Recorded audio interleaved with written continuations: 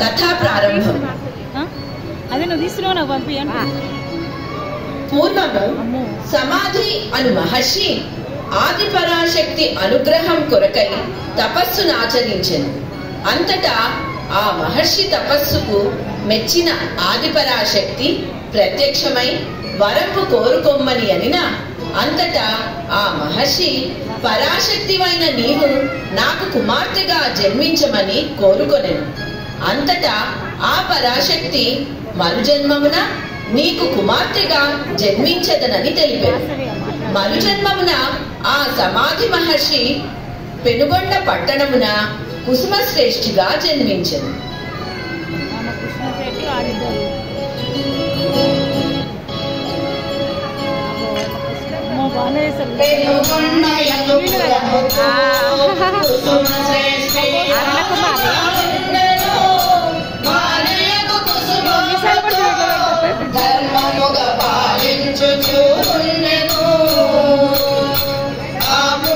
దంపతులకు సంతానమే లేని కారణముగా బహు దుఃఖపడుతుండెను. ఎన్నెన్నో నోములే మోసిన భాస్కరాచార్యులు పుత్రకామేష్టి యాగమును చేయమనెను. ఆ దేవి తన స్వప్నమందు ఆనతిని ఇచ్చనని తెలిపెను.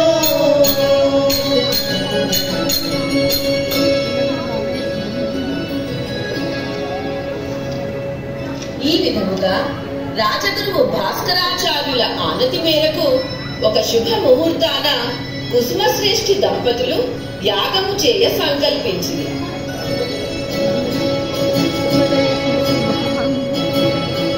అప్పుడు ఆ శ్రేష్ఠి దంపతులు అత్యంత భక్తి శ్రద్ధలతోడను పుత్రకామేష్టి యాగమును నిర్విఘ్నముగా చేసినారు.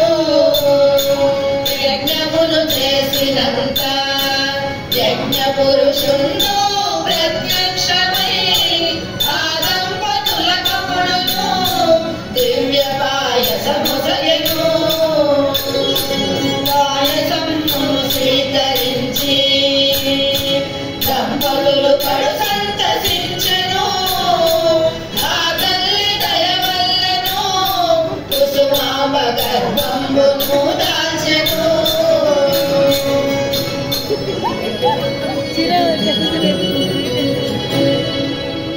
సమాధి మహర్షికి ఆదిపరాశక్తి ఇచ్చిన వర ఫలము వలన కుసుమశ్రేష్ఠి దంపతులకు వాసుదేవుని సోదరి అయిన వాసవి మాత జన్మించబోచున్నది.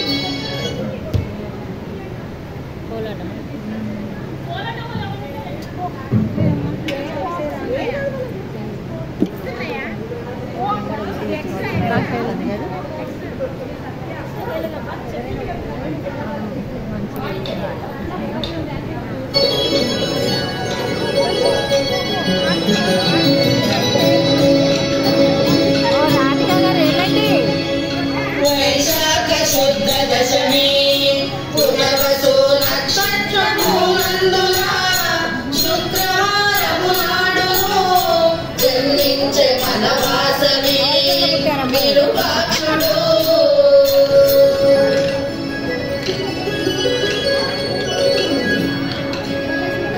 కుసుమశ్రేష్ఠి దంపతులకు సంతానం కలిగిన సందర్భంగా ఆ పట్టణ ప్రజలు ఆనందోత్సాహాలతో సంబరాలు చేసుకుని జయమని పాడు శ్రీవాసవి నేడు జన్మించెను భూమిలోన.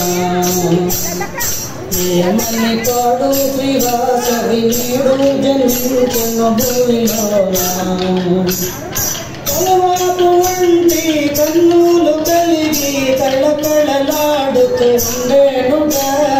ఉండేనుగా జయమని పాడు శ్రీవాసవి నేడు జన్మించెను భూమిలోన. విరూపాక్షుతోడ వాసవాంబ ఆడుతూ పాడుతూ పెరిగేనుగా జయమని పాడు శ్రీవాసవి నేడు జన్మించెను భూమిలోన.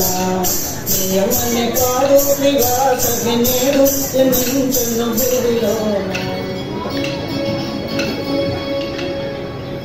మాధవలను ఇద్దరు వినయమున సకల విద్యావంతులై శాస్త్రాచార్య వద్ద అస్త్ర శస్త్ర విద్యలే నేర్చుకుని కుసుమాంబ కుసుమ శ్రేష్ఠి వాసవిని ఆదేవి అంశముగ నలచి కుమరుడకు విరువాక్షుని శారదతో కళ్యాణమును చేసి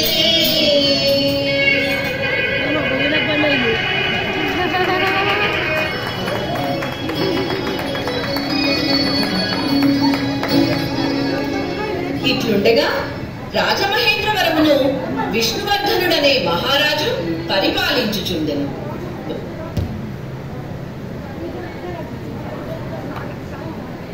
ఒకనాడు ఆ రాజు సామంతరాజ్యమైన పెనుగొండకు పర్యటనకి తెచ్చాడు.